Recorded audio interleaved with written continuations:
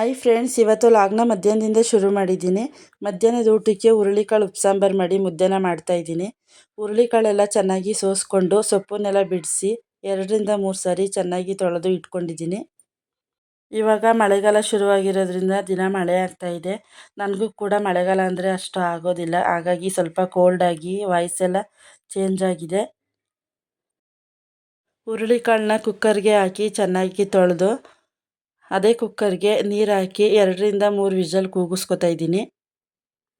ಉಪ್ಪು ಸಾಂಬಾರನ್ನ ಮಾಡುವಾಗ ಫಸ್ಟು ಸೊಪ್ಪನ್ನು ಚೆನ್ನಾಗಿ ಬಿಡಿಸಿ ಇಟ್ಕೊಬಿಟ್ರೆ ಸಾಂಬಾರನ್ನ ಮಾಡೋದು ತುಂಬಾ ಈಸಿ. ಕೆಲವರು ತುಂಬ ಲೇಟಾಗುತ್ತೆ ಉಪ್ಪು ಸಾಂಬಾರು ಮಾಡೋದಕ್ಕೆ ಅಂತ ಹೇಳ್ತಾರೆ. ಕಾಳನ್ನೆಲ್ಲ ಕೂಗಿಸ್ಕೊಂಡು ಆದಮೇಲೆ ಮತ್ತೆ ಅದೇ ಕುಕ್ಕರ್ಗೆ ಸೊಪ್ಪನ್ನು ಹಾಕಿ ಚೆನ್ನಾಗಿ ಬೇಯಿಸ್ಕೊತಾ ಇದ್ದೀನಿ. ಇವಾಗ ಚಳಿಗಾಲ ಶುರುವಾಗಿರೋದ್ರಿಂದ ಟೈಮ್ಗೆ ಬಿಸಿ ಬಿಸಿಯಾಗೇ ಅಡುಗೆ ಮಾಡಿಕೊಂಡು ಊಟ ಮಾಡಬೇಕು. ಈ ರೀತಿ ಉಪ್ಪು ಸಾಂಬಾರನ್ನ ಮಾಡಿಕೊಂಡು ಊಟ ಮಾಡೋದ್ರಿಂದ ಹುರುಳಿಕಾಳು ಹೀಟಾಗಿರೋದ್ರಿಂದ ಜಾಸ್ತಿ ಶೀತ ಆಗೋದಿಲ್ಲ, ಆರೋಗ್ಯಕ್ಕೂ ಕೂಡ ತುಂಬಾ ಒಳ್ಳೆಯದು. ಸೊಪ್ಪನ್ನು ಬೇಯೋದಕ್ಕಿಟ್ಟು ಇನ್ನೊಂದು ಕಡೆ ಅನ್ನಕ್ಕೂ ಕೂಡ ಇಟ್ಕೊಂಡೆ. ಸೊಪ್ಪು ಕೂಡ ಚೆನ್ನಾಗಿ ಬೇಯ್ತಾ ಇದೆ. ನೆಕ್ಸ್ಟು ನಾನು ಸ್ವಲ್ಪ ಉಪ್ಪನ್ನ ಹಾಕೋತಾ ಇದ್ದೀನಿ. ಎಲ್ಲನೂ ಹಾಕಿ ಚೆನ್ನಾಗಿ ಮಿಕ್ಸ್ ಮಾಡಿ ಸೊಪ್ಪನ್ನು ಬೇಯಿಸ್ಕೊತಾ ಇದ್ದೀನಿ.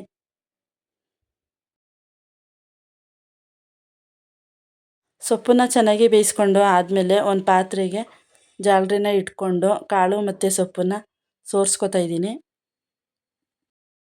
ಕಾಳು ಮತ್ತು ಸೊಪ್ಪನ್ನು ಸೋರಿಸಿ ಒಗ್ಗರಣೆ ಮಾಡಿದ್ರೆ ನಮ್ಮ ಮನೇಲಿ ಎಲ್ಲರೂ ಕೂಡ ತುಂಬ ಇಷ್ಟಪಟ್ಟು ತಿಂತಾರೆ. ಹಾಗೆಯೇ ಹಾಕ್ಕೊಟ್ರೆ ಯಾರಿಗೂ ಅಷ್ಟು ಇಷ್ಟ ಆಗೋದಿಲ್ಲ, ಹಾಗಾಗಿ ಕಾಳನ್ನ ಒಗ್ಗರಣೆ ಮಾಡ್ತಾಯಿದ್ದೀನಿ.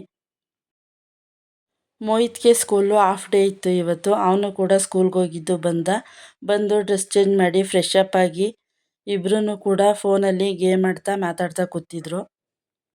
ಸೊಪ್ಪು ಮತ್ತು ಕಾಳನ್ನ ಒಗ್ಗರಣೆ ಮಾಡ್ಕೊಳ್ಳೋದಕ್ಕೆ ಈರುಳ್ಳಿ, ಕರಿಬೇವಿನ ಸೊಪ್ಪು, ಒಣಮೆಣ್ಸಿನ್ಕಾಯಿ, ಕಾಯಿ ತುರಿನ ರೆಡಿ ಮಾಡಿ ಇಟ್ಕೊಂಡಿದ್ದೀನಿ. ಪಾತ್ರೆಗೆ ಸ್ವಲ್ಪ ಎಣ್ಣೆನ ಹಾಕಿ ಸ್ವಲ್ಪ ಸಾಸಿವೆನ ಹಾಕಿ ಚೆನ್ನಾಗಿ ಫ್ರೈ ಮಾಡ್ಕೊತಾ ಇದ್ದೀನಿ. ನೆಕ್ಸ್ಟು ಸಣ್ಣದಾಗಿ ಹೆಚ್ಚಿಟ್ಕೊಂಡಿರೋ ಈರುಳ್ಳಿ, ಕರಿಬೇವಿನ ಸೊಪ್ಪು, ಒಣಮೆಣ್ಸಿನ್ಕಾಯಿನ ಹಾಕಿ ಚೆನ್ನಾಗಿ ಫ್ರೈ ಮಾಡ್ಕೊತಾ ಇದ್ದೀನಿ. ನಾವು ಯಾವುದೇ ಕಾಳು ಸೊಪ್ಪನ್ನು ಹಾಕಿ ಉಪ್ಪು ಸಾಂಬಾರು ಮಾಡ್ಕೊಂಡ್ರೂ ಕೂಡ ಫಸ್ಟು ಈ ರೀತಿ ಒಗ್ಗರಣೆ ಹಾಕಿ ಪಲ್ಯನ ಮಾಡಿಕೊಂಡ್ರೆ ತಿನ್ನೋದಕ್ಕೂ ಕೂಡ ತುಂಬ ಚೆನ್ನಾಗಿರುತ್ತೆ. ಈರುಳ್ಳಿ ಎಲ್ಲನೂ ಚೆನ್ನಾಗಿ ಫ್ರೈ ಮಾಡಿಕೊಂಡು ಸ್ವಲ್ಪ ಉಪ್ಪನ್ನ ಹಾಕ್ತಾಯಿದ್ದೀನಿ. ಸೊಪ್ಪು ಕಾಳು ಬೇಯುವಾಗಲೂ ಕೂಡ ಉಪ್ಪನ್ನ ಹಾಕಿದ್ದೆ. ಈರುಳ್ಳಿಗೆಲ್ಲ ಸ್ವಲ್ಪ ಹಿಡೀಲಿ ಅಂತೇಳಿ ಸ್ವಲ್ಪನ ಹಾಕ್ಕೊಂಡಿದ್ದೀನಿ. ಎಲ್ಲನೂ ಚೆನ್ನಾಗಿ ಫ್ರೈ ಮಾಡಾದಮೇಲೆ ಲಾಸ್ಟಲ್ಲಿ ಕಾಯಿ ತುರಿನ ಹಾಕ್ಕೊಂಡು ಅದನ್ನು ಕೂಡ ಚೆನ್ನಾಗಿ ಫ್ರೈ ಮಾಡ್ಕೊತಾ ಇದ್ದೀನಿ.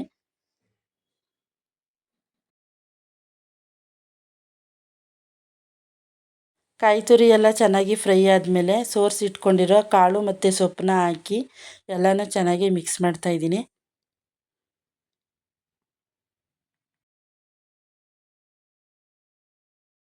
ಎಲ್ಲನೂ ಚೆನ್ನಾಗಿ ಮಿಕ್ಸ್ ಮಾಡಿ ಲೋ ಫ್ಲೇಮಲ್ಲಿ ಒಂದು 5 ನಿಮಿಷ ಬೇಯಿಸ್ಕೊಂಡ್ರೆ ಪಲ್ಯ ತುಂಬಾ ಚೆನ್ನಾಗಿ ಆಗಿರುತ್ತೆ.